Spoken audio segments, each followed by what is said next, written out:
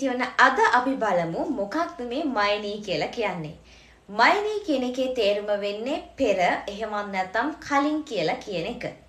එතකොට අපිට මෙයාව පුළුවන් පාවිච්චි කරන්න ක්‍රියාපදයක් එක වගේම නාමපදයක් එක්ක. ක්‍රියාපදයක් එක්ක අපි අරගන්නවා නම් ක්‍රියාපදයේ ඩික්ෂනරි ෆෝම් එකත් එක්ක තමයි අපි මේ මයිනී කියන එක සම්බන්ධ කරන්නේ.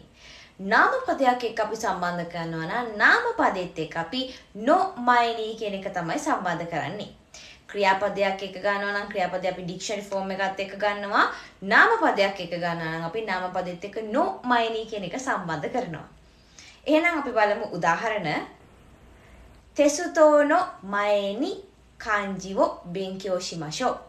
තෙසුතෝ no mae ni kanji wo benkyou shimashou. Test එකට කලින් kanji පාඩම් කරමු. ටෙස්ට් එක කියන්නේ මෙතනදී නාමපදයක්. ඒක නිසා තමයි මෙතනදී no mae ni කියලා එක සම්බන්ධ කරලා තියෙන්නේ. එතකොට මෙන්න මේ උදාහරණ බලන්නකෝ. ගක්කෝ e iku mae ni gohan wo tabemashou.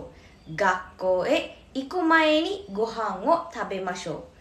පාසල් යන්න කලින් බත් කමු. පාසල් යන්න කලින් බත් කමු. ඒතර එතනදී ඉකිමස් කියන්නේ ක්‍රියාපදයක් නිසා ක්‍රියාපදෙත් එක්ක අරගෙන තියෙනවා ඩික්ෂනරි ෆෝම් එක. ගක්කෝ e iku mae ni gohan wo tabemashou. තවත් උදාහරණයක් බලමුකෝ අපි. neru mae ni ha wo migakimasu. neru mae ni ha wo migakimasu නේ.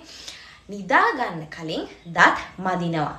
මෙන්න මේ විදිහට ක්‍රියාපදයක් එක්ක වගේම නාමපදයක් එක්ක අපිට පුළුවන් මේ මයනී කියන එක සම්බන්ධ කරන්න.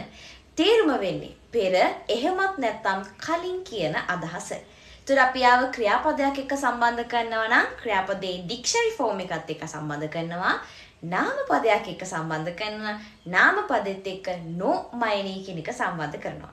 එහෙනම් මිනිසන් මිතුකුරේ තියාරිගතෝ.